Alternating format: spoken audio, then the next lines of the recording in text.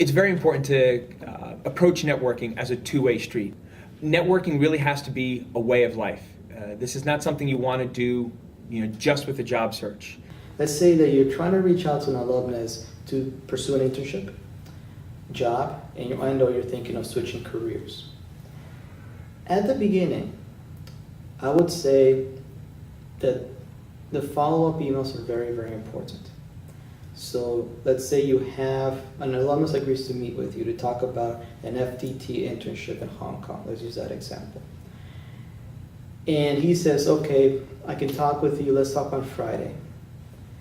After the conversation that you have with that alumnus, it's extremely important that within 48 hours, you send back some sort of reply. Email probably work best, thanking him or her for their time. The common theme, I think, with any kind of networking is finding something in common, something that they will remember you by. So a couple months down the line, when you ping them again, shoot them an email or give them a call, they remember you as, oh yeah, Linda, the Notre Dame girl. It's important for you to stay in contact with people. If you don't, they're going to forget who you are.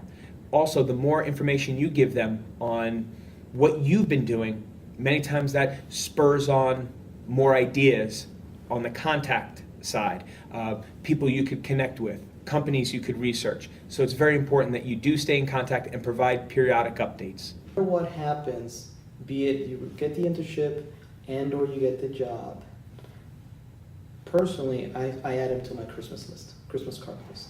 And I make sure that they get that Christmas card. You make sure that they get, well, for me it's mostly Christmas because I'm not American, so Thanksgiving is not really a holiday for me, but definitely the Christmas card.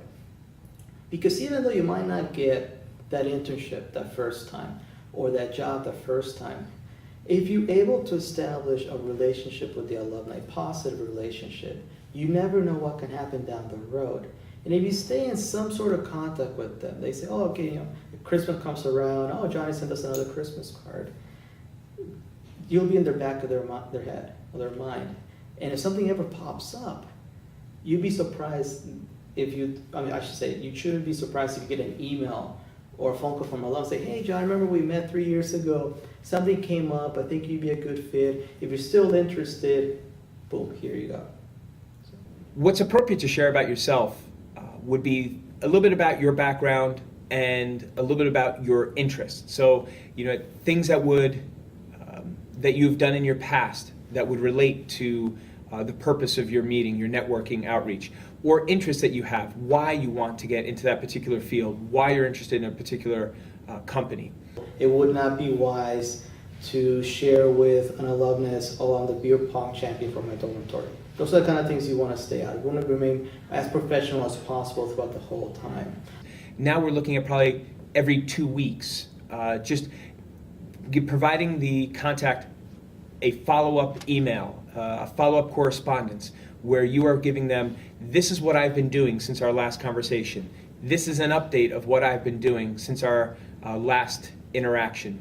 It's important for you to stay in contact with people. If you don't, they're going to forget who you are.